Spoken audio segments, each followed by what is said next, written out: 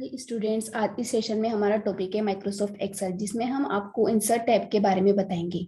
Insert tab के जितने भी ऑप्शन होते हैं, जैसे कि पाइवोट टेबल हो गया, टेबल्स हो गई, पिक्चर्स हो गई, क्लिप आर्ट हो गया, शेप्स हो गए, स्मार्ट आर्ट हो गए, स्क्रीनशॉट हो गया, चार्ट्स हो गई, स्पार्क लाइन्स हो गई आदि, जितने भी सारे ऑप्शन आपको दिखाई दे रहे हैं, उन सभी ऑप्शन के बारे में आपको आज इस वीडियो में बताया जाएगा। सबसे पहले हमें इंसर्ट टैब पर जाना है। इंसर्ट टैब में सबसे पहला ऑप्शन आता है पाइवोट टेबल का। कि पाइवोट टेबल, सबसे पहले हमें ये पता होना चाहिए कि पाइवोट टेबल होता क्या है। पाइवोट टेबल एक सिंपल टेबल होती है। बस इसमें क्या होता है कि यदि आपका डेटा कुछ ज्यादा लंबा हो या कुछ ज्यादा बड़ा हो, तो आप उस डेटा को शॉर्ट करके देख सकते हैं। बड़े डेटा को छोटा करके देखने के लिए पाइवोट टेबल का यूज किया जाता है।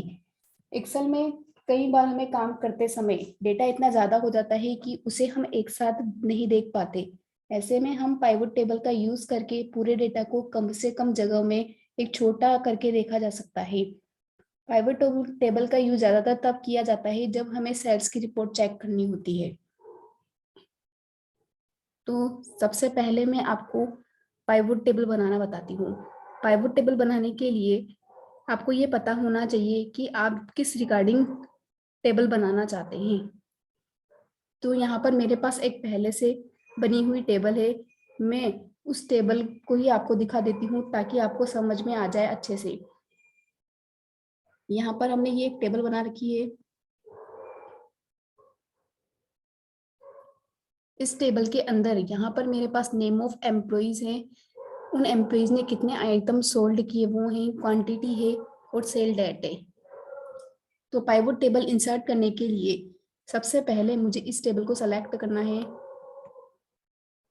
टेबल को सेलेक्ट करने के बाद इंसर्ट वाले टैब पर जाकर पाइवोट टेबल वाले ऑप्शन पर आपको क्लिक करना होता है। जैसे ही आप पाइवोट टेबल पर क्लिक करते हैं तो आपके सामने एक ऑप्शन या एक डायलॉग बॉक्स ओपन हो जाता है। इस डायलॉग बॉक्स के अंदर सबसे पहला ऑप्शन आता है सेलेक्ट अ टेबल और रेंज। टेबल और रेंज का क्या मतलब होता है? रेंज वो एरिया होती है जो हमने इस टेबल का सेलेक्ट किया हुआ है। उसके बाद नीचे की तरफ यहाँ पर दो ऑप्शन पूछे जाते हैं। पहला होता है न्यू वर्कशीट और दूसरा होता है एग्जीक्यूटिंग वर्कशीट। न्यू वर्कशीट का मतलब होता है कि जो आप पाइवोट टेबल इंसर्ट करना चाहते हैं वो अलग से नई शीट पर ऐड करना चाहते हैं, और एग्जीक्यूटिंग वर्कशीट का मतलब होता है कि जो आप पाइवोट टेबल इंसर्ट करना चाहते हैं वो इसी शीट के ऊपर इंसर्ट करना चाहते हैं। तो हम न्यू वर्कशीट ऑप्शन का यूज करेंगे, क्योंकि अगर हम एग्जीक्यूटिंग वर्कशीट ऑप्शन का यूज करेंगे तो हमें डेटा और पाइवोट टेबल को समझने में थोड़ी सी परेशानी होगी, इसलिए हम न्यू वर्कशीट पर क्लिक करके ओके कर देंगे। जैसे ही आप ओके पर क्लिक करेंगे, अब आप देखेंगे कि यहाँ पर आपके पास एक ब्लैंक पाइवोट टेबल इंसर्ट होकर आई है। इस ब्लैंक पाइवोट टेबल के लिए यहाँ पर जब आप देखेंगे लेफ्ट राइट साइड में, यहाँ पर हमारे पास पाइवोट टेबल की फील्ड लिस्ट ओपन होकर आ गई है। यहाँ पर वो फील्ड के नेम आए हैं जो हमारे डेटा में हैं। अब जो भी फील्ड लिस्ट आप यहाँ पर दिखाना चाहते हैं उस फील्ड लिस्ट पर आप क्लिक कर सकते हैं। मान लो कि मेरे को यहाँ पर नेम ऑफ एम्प्लॉय चाहिए, तो मैंने नेम ऑफ एम्प्लॉय पर क्लिक किया, और जैसे ही आपने नेम ऑफ एम्प्लॉय पर क्लिक किया, यहाँ पर आप देख रहे हैं कि एम्प्लॉय की एक लिस्ट बनकर आ गई है। उसके बाद मैंने नेम ऑफ आइटम पे क्लिक किया, उसके बाद क्वांटिटी ऑफ आइटम पे क्लिक किया, देन सेल डेट पर क्लिक किया। अब आप देखेंगे कि जो जो जो भी फील्ड आपने पाइवोट टेबल में ऐड किए हैं वो सारे फील्ड आपको यहाँ पर दिखाई देने लग जाएंगे। अब नीचे की तरफ जब आप देखेंगे तो यहाँ पर चार ऑप्शन होते हैं। पहला होता है रिपोर्ट फिल्टर, दूसरा होता है कॉलम लेवल, तीसरा होता है रो लेवल और चौथा होता है सिग्मा वैल्यूज। इन चारों ऑप्शन को हम पहले समझ लेते हैं। रो लेवल और कॉलम लेवल का मतलब क्या होता है कि रो लेवल में आप जो भी वैल्यू यहाँ पर क्लिक करेंगे वो वैल्यू कहाँ पर जाएगी, रो लेवल में चली जाएगी। रो लेवल का मतलब कि जो आपका जो डेटा है वो किस तरह से दिखाई देगा, आपको रो वाइज दिखाई देने लग जाएगा। अगर आप चाहते हैं कि आपका डेटा जो है वो रो वाइज नहीं आकर कॉलम वाइज आए तो वो भी आप कर सकते हैं। उसके लिए आपको यहाँ पर क्लिक करना होगा। यहाँ से आपको फील्ड उठाकर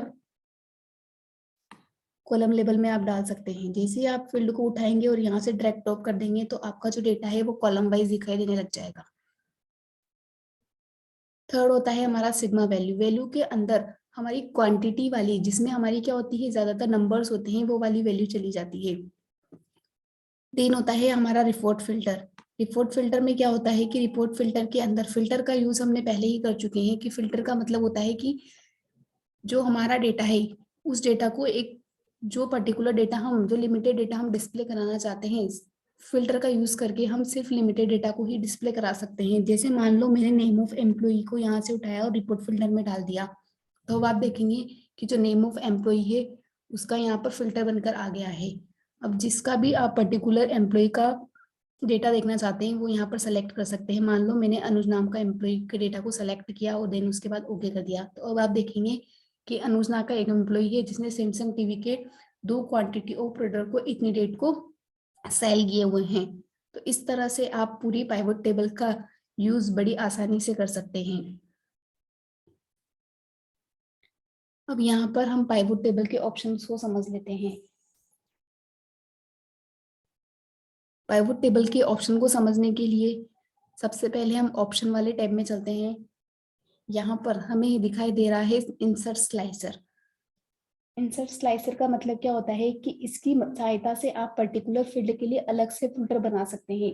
इसमें वो सभी फील्ड होगी जो आपकी पाइवट टेबल में दिखाई दे रही है। जैसे मान लो जैसे आप इंसर्ट स्लाइसर पर क्लिक करते हैं तो आपको यहाँ पर वो सारी फील्ड दिखाई देती है जो आपकी पाइवट टेबल में दिखाई दे रही है। इनमें से आप जिस भी फील्ड पर अलग से फिल्टर लगाना चाहते हैं उसे सेलेक्ट कर लीजिए। मान लो मैंने नेम ऑफ एम्प्लॉय पर क्लिक किया और सेल डेट पर क्लिक किया, इन दोनों पर मैं फिल्टर लगाना चाहती हूँ। उसके बाद मैंने यहाँ पर ओके किया। अब आप देखेंगे कि आपके सामने नेम ऑफ एम्प्लॉय के एंड सेल डेट के 2 अलग से फिल्टर बनकर आ गए हैं। इन दोनों फिल्टर को एक दूसरे से कनेक्ट करने के लिए इंसर्ट स्लाइसर ऑप्शन का यूज किया जाता है, सॉरी स्लाइसर कनेक्शन ऑप्शन का यूज किया जाता है। ठीक है, 2 स्लाइसरों को एक साथ दिखाने के लिए हमें उन्हें कनेक्ट करना होता है। मतलब यदि हम चाहते हैं कि नेम ऑफ एम्प्लॉय वाले स्लाइसर में हम चेतन को सेलेक्ट करें और उसकी सेल डेट आ जाए, तो उसमें हमने, मतलब अगर हमें चेतन द्वारा करी गई सेल वाला महीना उसकी सेल डेट दिखानी हो तो इन दोनों स्लाइसर को कनेक्ट करने के लिए हमें इंसर्ट स्लाइसर में जाकर स्लाइसर कनेक्शन पर क्लिक करना है। और जैसे ही आप स्लाइसर कनेक्शन पर क्लिक करोगे यहाँ पर आपके पास एक डायलॉग बॉक्स ओपन होगा। इस बॉक्स के अंदर आप देखेंगे कि यहाँ पर आपके पास नेम ऑफ एम्प्लॉइज और सेल डेट वाले फील्ड आ रहे हैं। इन फील्ड पर आपको टिक करना है। अगर ये फील्ड टिक है तो ये दोनों स्लाइसर एक दूसरे से कनेक्ट है, अगर ये टिक नहीं है तो इन दोनों को आपको टिक करना है, देन उसके बाद ओके कर देना है। अब मैंने आपको बोला कि मुझे चेतन की सेल डेट चेक करनी है, तो जैसे ही मैं चेतन पर क्लिक करूंगी तो अब आप देखेंगे कि यहाँ पर चेतन की सेल डेट ऊपर की तरफ मुझे शो हो गई है। नेक्स्ट ऑप्शन होता है रिफ्रेश का। रिफ्रेश का मतलब होता है कि जो पाइवट टेबल होती है वो अपने डेटा को ऑटोमेटिकली रूप से रिफ्रेश नहीं करती है। जैसे मान लो कि आपने, आपकी जो डेट टेबल है इस टेबल में आपने कुछ चेंज किया। जैसे मान लो मैंने अनुज के डेटा को चेंज करके 5 कर दिया। अब आप देखेंगे कि अगर आपके डेटा में कुछ चेंज हुआ है तो आपकी पाइवट टेबल में भी कुछ चेंज होना चाहिए। लेकिन जब आप पाइवट टेबल पर जाकर देखेंगे तो पाइवट टेबल में पहले यहाँ पर हम सारे डेटा को सेलेक्ट कर लेते हैं, ओके करते हैं। नेम ऑफ एम्प्लॉय को फिल्टर हम यहाँ से हटा देते हैं। अब आप देखेंगे कि अनुज के डेटा में अभी भी इसकी जो क्वांटिटी है वो कितनी आ रही है, 2 आ रही है, जबकि डेटा में हमने इस वैल्यू को चेंज कर दिया है। अब आपको ऑप्शन वाले टेब पर जाकर यहाँ से क्या करना है, रिफ्रेश करना होता है। जैसे आप रिफ्रेश करेंगे अब आप देखेंगे कि जो अनुज की क्वांटिटी ऑफ सोल्ड आइटम है उसकी जो वैल्यू है वो चेंज हो गई है। इसका क्या मतलब होता है कि पाइवट टेबल ऑटोमेटिकली रिफ्रेश नहीं होती है, हमें उसे रिफ्रेश करना पड़ता है। नेक्स्ट ऑप्शन होता है चेंज डेटा सोर्स।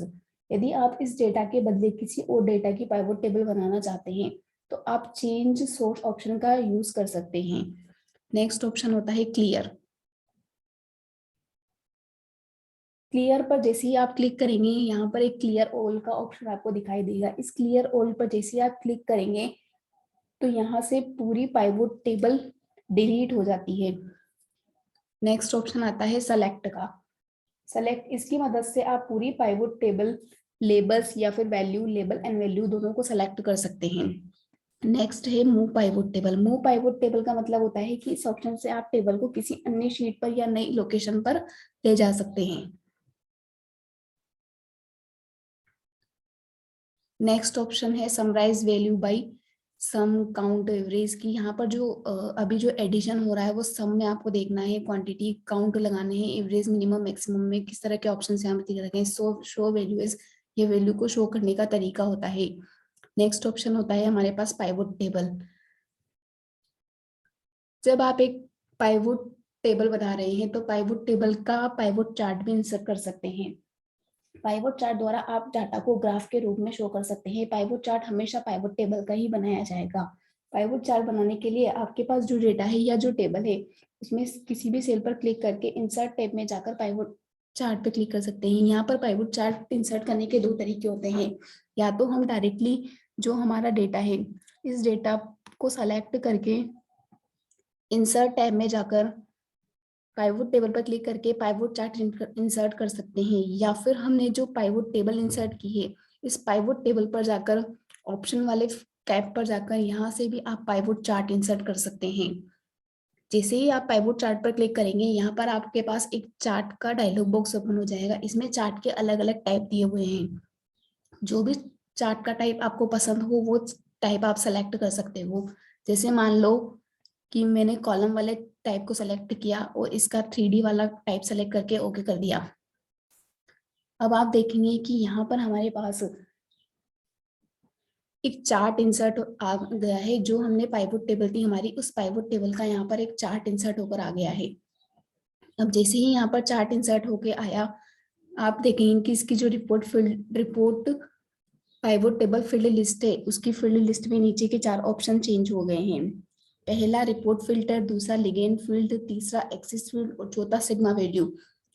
पहले जब हमने पाइवट टेबल इंसर्ट की थी तो उस पाइवट टेबल के अंदर यहाँ पर एक्सिस फील्ड और लिगेंड फील्ड नहीं थे, और चार्ट में हमारे एक्सिस फील्ड और लिगेंड फील्ड ऐड हो गए हैं। और पाइवट टेबल के अंदर हमारे रो लेवल और सॉरी रो लेवल और कॉलम लेवल वाली वैल्यू थी। ठीक है, अब यहाँ पर हमारे पास है एक्सिस फील्ड।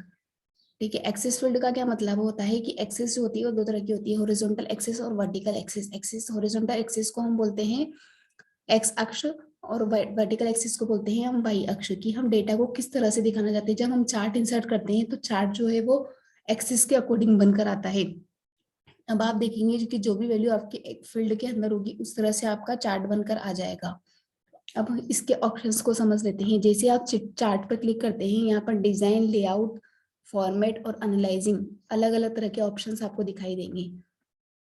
सबसे पहले ऑप्शन पर क्लिक करते हैं डिजाइन से। यहाँ से आप चार्ट का टाइप चेंज कर सकते हैं। स्विच रो एंड कॉलम का मतलब होता है कि रो के कॉलम को डेटा में, कॉलम के डेटा को रो में चेंज कर सकते हैं। डेटा को सेलेक्ट कर सकते हैं, चार्ट का लेआउट चेंज कर सकते हैं, चार्ट की स्टाइल चेंज कर सकते हैं। स्टाइल में आपको कलर मिलते हैं और लेआउट में आपको पूरा उसका जो डिजाइन होता है चार्ट का वो ही चेंज हो जाता है। सेकेंड ऑप्शन आता है लेआउट का। लेआउट में सबसे पहला ऑप्शन आता है चार्ट टाइटल। जैसे आप चार्ट टाइटल पे क्लिक करेंगे इस ऑप्शन से आप चार्ट का टाइटल चेंज कर सकते हैं कि आप चार्ट के टाइटल को कहाँ पर दिखाना चाहते हैं। दूसरा होता है एक्सिस टाइटल। एक्सिस टाइटल दो तरह के होते हैं, प्राइमरी हॉरिजॉन्टल एक्सिस टाइटल और प्राइमरी वर्टिकल एक्सिस टाइटल। ठीक है, प्राइमरी हॉरिजॉन्टल की एक्सिस एक अक्ष पर या हॉरिजॉन्टली आप टाइटल को दिखाना चाहते हैं या नहीं दिखाना चाहते हैं। वर्टिकल में कि वर्टिकली आप चार्ट टाइटल को दिखाना चाहते हैं या नहीं दिखाना चाहते। नेक्स्ट ऑप्शन होता है लिगेंड्स। लिगेंड्स का यूज हम ब्लॉक ऑफ सीरीज बनाने के लिए किया जाता है। जैसे मान लो यहाँ पर जो ब्लॉक ऑफ सीरीज है उस ब्लॉक ऑफ सीरीज को आप किस तरह पे किस जगह पर शो करना चाहते हो, राइट में, टॉप में, लेफ्ट में, बॉटम में, इस तरह के अलग अलग ऑप्शन यहाँ पर दिए हुए हैं। नेक्स्ट ऑप्शन होता है डेटा लेबल्स। डेटा लेबल्स के अंदर का यूज करके आप चार्ट की वैल्यू को शो कर सकते हो। अभी जो हमने चार्ट इंसर्ट किया है उसमें आपकी वैल्यू नहीं आ रही है। अगर आप वैल्यू को शो करना चाहते हैं तो आप डेटा लेबल ऑप्शन का यूज कर सकते हैं। नेक्स्ट ऑप्शन होता है data tables. Data table option से अंदर आप चार्ट के अंदर ही टेबल बना सकते हैं।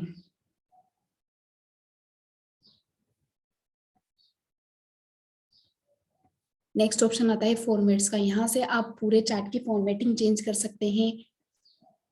ये सारे ऑप्शंस हम पहले भी पढ़ चुके हैं। नेक्स्ट होता है एनालाइजिंग।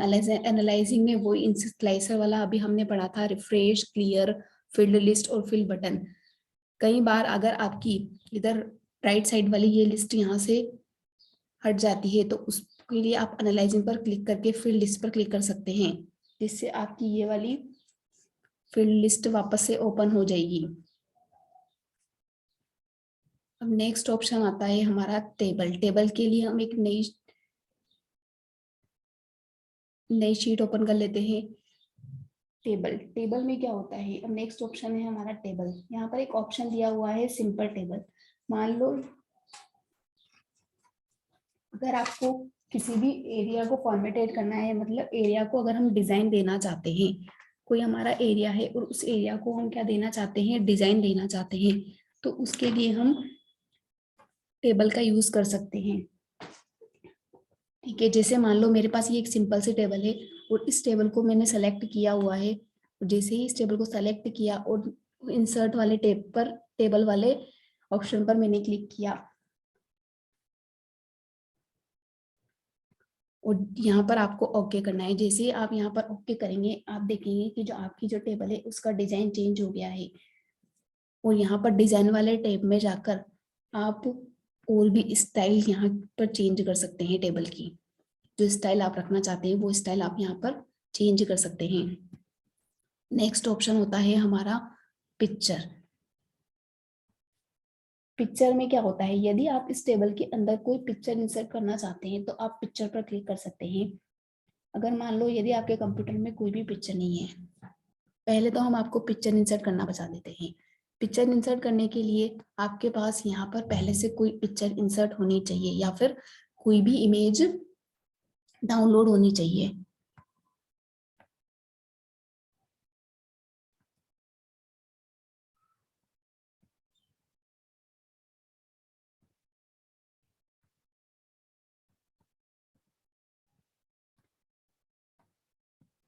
अभी मेरे पास कोई इमेज नहीं है।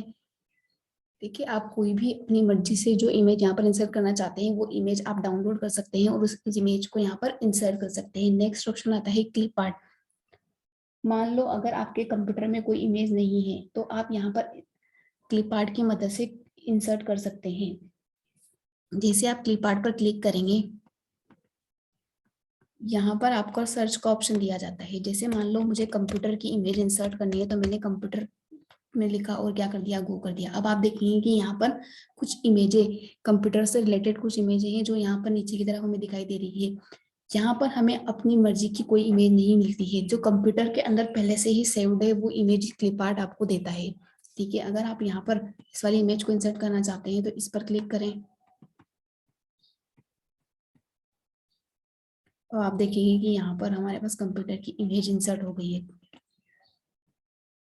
इस तरह से आप पिक्चर पर क्लिक करके यहाँ से उसकी पूरी फॉर्मेटिंग चेंज कर सकते हैं, स्टाइल दे सकते हैं, बॉर्डर दे सकते हैं, इफेक्ट दे सकते हैं, अलग अलग लेआउट में इसको चेंज कर सकते हैं। ठीक है, कलरिंग वगैरह, इफेक्ट्स वगैरह, इस तरह का ऑप्शंस यहाँ पर अलग अलग दिए हुए हैं। नेक्स्ट ऑप्शन आता है हमारा शेप्स।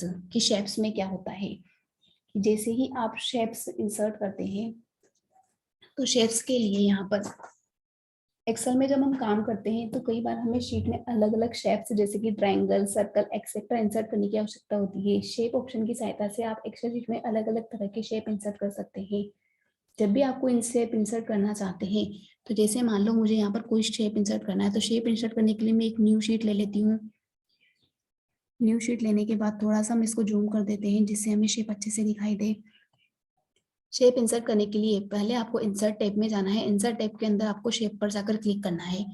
जैसे मान लो मैं यहाँ पर अलग अलग तरह की कोई 3 शेप ऐड करती हूँ। मैंने यहाँ पर सबसे पहले लिया रेक्टेंगुलर।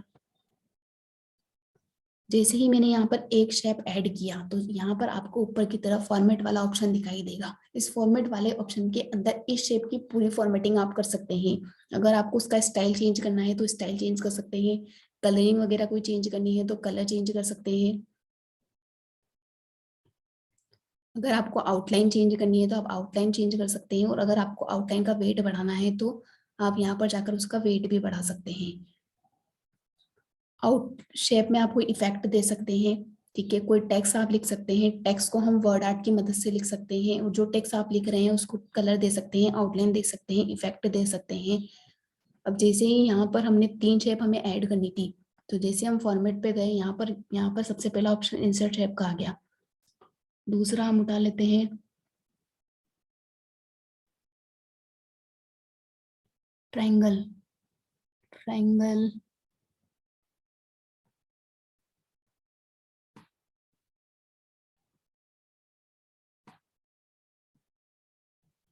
ट्रायंगल ट्रायंगल के बाद एक हम उठा लेते हैं सर्कल।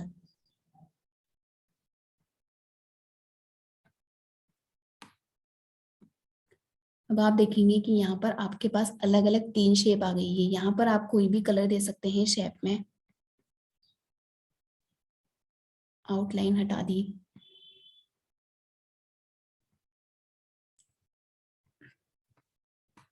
अब आप देखेंगे कि मैंने यहाँ पर 3 तरह की अलग अलग शेप यूज की हुई है।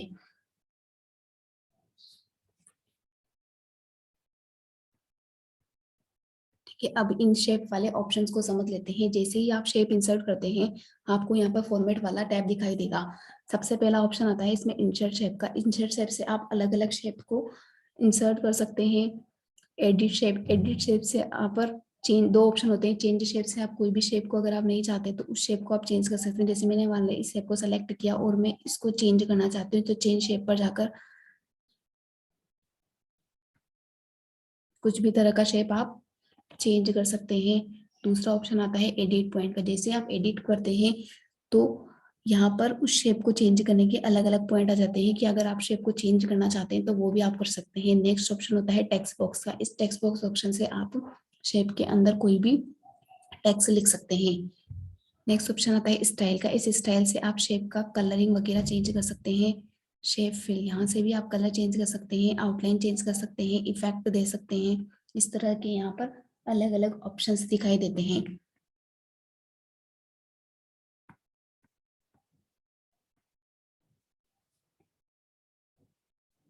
नेक्स्ट ऑप्शन आता है हमारे पास अरेंज वाला ब्लॉक। इस अरेंज वाले ब्लॉक में सबसे पहला आता है हमारे पास ब्रिंग फॉरवर्ड। ठीक है, ब्रिंग फॉरवर्ड का मतलब होता है कि अभी हमें जो शेप है, इस शेप में हमारे पास जो रेक्टेंगुलर है वो सर्कल के और ट्रायंगल के पीछे है। हम इसको कहाँ लाना चाहते हैं, आगे लाना चाहते हैं। तो उसके लिए हमें इस ट्रायंगल को सेलेक्ट, इस रेक्टेंगुलर को सेलेक्ट करना है। सेलेक्ट करने के बाद हमें इस फॉर्मेट वाले टैब में जाकर अरेंज वाले ब्लॉक पर जाना है, और यहाँ पर हमें ब्रिंग फॉरवर्ड पर क्लिक करना है। जैसे आप ब्रिंग फॉरवर्ड पर क्लिक करेंगे, अब आप देखेंगे कि जो आपका जो शेप है रेक्टेंगुलर, वो ट्रायंगुलर के पहले आया है। जबकि मैंने बोला था कि आपको जो ये शेप है वो ट्रायंगुलर और सर्कल के पहले आना चाहिए। तो उसके लिए यहाँ पर जैसे आप क्लिक करेंगे, यहाँ पर एक और ऑप्शन आपको दिखाई देगा ब्रिंग टू फ्रंट। जैसे ही आप ब्रिंग टू फ्रंट पर क्लिक करेंगे तो अब आप देखेंगे कि जो आपका जो रेक्टेंगुलर है वो सर्कल और ट्रायंगल के आगे की तरफ इंसर्ट हो गया है। दूसरा ऑप्शन होता है सेंड बैकवर्ड। सेंड बैकवर्ड का मतलब होता है कि अगर हमें किसी शेप को पीछे की तरफ ले जाना हो तो हम सेंड बैकवर्ड का यूज कर सकते हैं। यहाँ पर एक बात का ध्यान रखना कि जब भी आपके पास 2 शेप होगी तो आप ब्रिंग फॉरवर्ड ऑप्शन का यूज करेंगे, और 2 से ज्यादा शेप होगी तो आप ब्रिंग टू फ्रंट ऑप्शन का यूज करेंगे। इसीलिए इसी तरह से अगर आपके पास दो शेप होगी तो आप सेंड बैकवर्ड का यूज करेंगे, और 2 से ज्यादा होगी तो सेंड टू बैक का यूज करेंगे। नेक्स्ट ऑप्शन होता है सिलेक्शन पेन। इसकी मदद से आप शेप को हाइड और शो कर सकते हैं। जैसे आप सिलेक्शन पेन पर क्लिक करेंगे, आप देखेंगे यहाँ पर कुछ इस तरह के ऑप्शंस आपको दिखाई देंगे। यहाँ पर आपको आंख वाला साइन दिखाई दे रहा हो। जैसे मान लो मुझे रेक्टेंगुलर को नहीं दिखाना है तो मैं उसको क्या कर दूंगी, हाइड कर दूंगी। ट्रायंगुलर को हाइड कर दूंगी। अगर वापस लाना हो तो उनको वापस शो करवा दूंगी।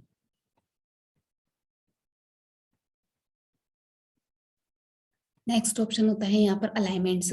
कोई शेप अगर आप इंसर्ट कर रहे हैं तो उनके आप अलाइनमेंट्स चेंज कर सकते हैं। नेक्स्ट ऑप्शन आता है ग्रुप। ग्रुप का मतलब होता है कि जैसे मान लो अभी हम इन शेप को उठा रहे हैं, ये जो शेप है वो अलग अलग मूव कर रही है। इन शेप को अगर आपको एक ग्रुप बनाना चाहते हो तो एक ग्रुप बनाने के लिए आपको पहले इन शेप को सेलेक्ट करना है। सेलेक्ट करने के बाद आपको फॉर्मेट वाले टैब पर जाकर ग्रुप पर क्लिक करना है। जैसे आप ग्रुप पर क्लिक करेंगे, अब आप देखेंगे कि ये जो शेप है ये पूरी शीट में एक साथ मूव करेगी। ठीक है, क्योंकि इनशीट का पूरा एक ग्रुप बन गया है। अगर आप इनका ग्रुप हटाना चाहते हैं तो ग्रुप ऑप्शन पर जाकर अनग्रुप पर क्लिक कर सकते हैं। नेक्स्ट ऑप्शन आता है रोटेट का, कि जो आपने जो शेप बनाई है उन शेप्स को आप रोटेट भी कर सकते हो अलग अलग तरह से। यहाँ पर आप साइज हाइट दे सकते हो और विड्थ दे सकते हो। अब नेक्स्ट ऑप्शन आता है हमारा स्मार्ट आर्ट का।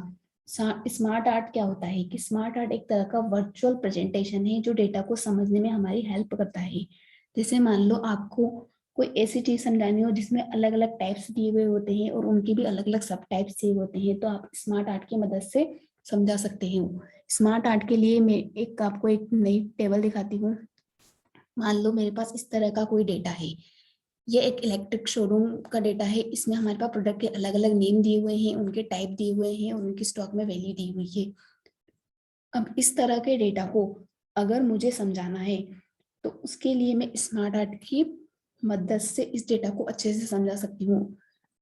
स्मार्ट आर्ट का यूज करने के लिए सबसे पहले हमें इस डेटा को सेलेक्ट करना है। सेलेक्ट करने के बाद इंसर्ट वाले टैब में जाकर आपको स्मार्ट आर्ट पर क्लिक करना है। अब आप देखेंगे कि जैसे ही आप स्मार्ट आर्ट पर क्लिक करेंगे, यहाँ पर स्मार्ट आर्ट ग्राफिक्स की एक डायलॉग बॉक्स ओपन हो गई है और इस डायलॉग्स बॉक्स के अंदर आपको अलग अलग स्मार्ट आर्ट के टाइप दिए हुए हैं, लिस्ट, प्रोसेस, साइकिल। आप जिस भी तरह का स्मार्ट आर्ट यहाँ पर यूज करना चाहते हैं उस ऑप्शन पर क्लिक कर सकते हैं। लेकिन स्मार्ट आर्ट आपके डेटा के अकॉर्डिंग बनाया जाएगा। जैसे मान लो कि मेरे पास इस तरह का डेटा है इस टेबल में, जिसमें प्रोडक्ट के नेम है, उनके टाइप्स हैं और उनकी स्टॉक में वैल्यूज है, तो मुझे यहाँ पर हेयर वाला डेटा इस तरह का स्मार्ट आर्ट यूज करना पड़ेगा। जैसे ही मैंने इस पर सेलेक्ट करके ओके किया, अब आप देखेंगे कि आपकी जो डेटा है उसमें एक स्मार्ट आर्ट ऐड होकर आ गया है। अब आपको यहाँ पर आपके डेटा के अकॉर्डिंग यहाँ पर आपको एक स्मार्ट आर्ट डिजाइन करना पड़ेगा। जैसे मान लो मेरे को यहाँ पर प्रोडक्ट शो करवाने थे, प्रोडक्ट के नीचे मैं चाहती हूँ कि उसके टाइप शो हो। अब यहाँ पर मेरे पास एक ही शेप ऐड हो रहा है। अब आप जैसे ही यहाँ पर मुझे यहाँ पर सारे टाइप शो करने हैं, तो सबसे पहले आप जैसे स्मार्ट आर्ट को इंसर्ट करेंगे तो यहाँ पर डिजाइन और फॉर्मेट वाला टैब ओपन हो जाता है। जैसे आप डिजाइन पर क्लिक करेंगे तो सबसे पहला ऑप्शन आता है ऐड शेप का। यहाँ से आप शेड को ऐड कर सकते हैं कि जो शेप आप सेलेक्ट कर रहे हैं उसके बाद में करना चाहते हैं, पहले करना चाहते हैं, ऊपर करना चाहते हैं या फिर नीचे करना चाहते हैं।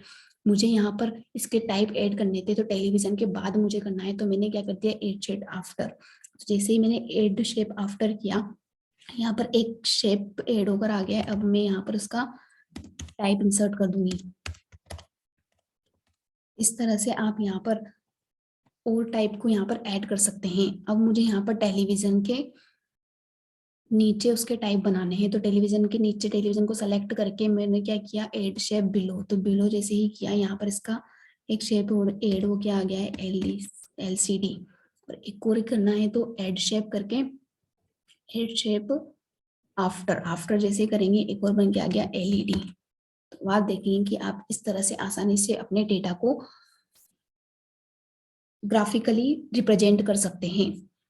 नेक्स्ट ऑप्शन आता है यहाँ पर लेआउट का। यहाँ पर आपको अलग अलग तरह के लेआउट दिए हुए हैं। अगर आप जिस भी तरह का लेआउट आप अपने डेटा को दिखाना चाहते हैं उस तरह का लेआउट आप यहाँ पर सेलेक्ट कर सकते हैं। यहाँ से आप कलर चेंज कर सकते हैं, यहाँ से आप लेआउट का स्टाइल चेंज कर सकते हैं कि आपको लेआउट को किस स्टाइल में रखना है, वो स्टाइल आप सेलेक्ट कर सकते हैं। नेक्स्ट ऑप्शन होता है फॉर्मेट का। फॉर्मेट से यहाँ पर आप पूरी जो शेप इंसर्ट कर रहे हैं, सॉरी जो स्मार्ट आर्ट इंसर्ट कर रहे हैं उस स्मार्ट आर्ट का आप यहाँ से पूरा फॉर्मेट चेंज कर सकते हैं।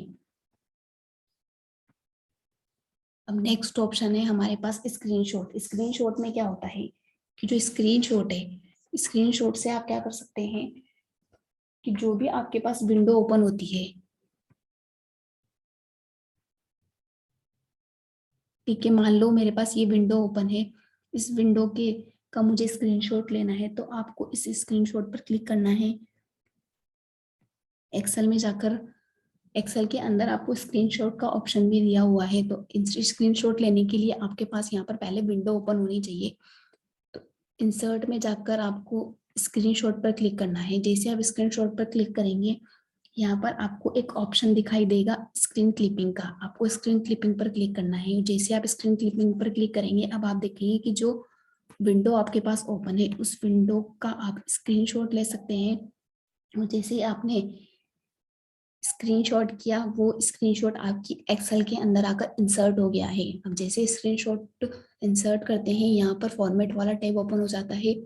इससे आप पूरी फॉर्मेटिंग चेंज कर सकते हैं, स्टाइल चेंज कर सकते हैं, बॉर्डर दे सकते हैं, इफेक्ट दे सकते हैं, अलग अलग तरह के यहाँ पर ऑप्शन आपको दिखाई देंगे।